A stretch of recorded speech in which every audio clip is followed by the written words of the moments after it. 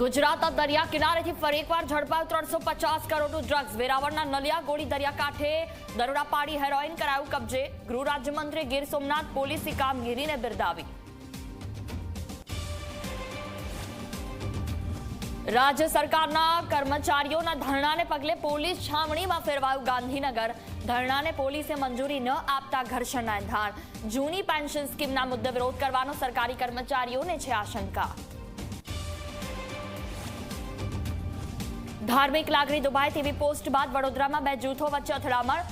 Navapura police station બહાર વિરોધ કરી ધરપકડની કરાઈ માંગ। વિરોધ કરતા લોકો પર ટોળાએ કર્યો પથ્થરમારો। ઉત્તર ભારતમાં હિમવર્ષાને કારણે ગુજરાતમાં ફરી ઠંડીનો અનુભવ। પવનની દિશા બદલાતા તાપમાનમાં 2 થી 3 ડિગ્રીનો ઘટાડો। હજુ 2 દિવસ ઠાર રહેવાની હવામાન વિભાગની આગાહી। સુરતમાં રોગચાળો વકરતા 33 વર્ષીય યુવાને ગુમાવ્યો જીવ। ઝાડા ઉલટી થયા બાદ યુવાનનું થયું મૃત્યુ। મિશ્ર ઋતુને કારણે વધી રહ્યા છે રોગચાળાના કેસ।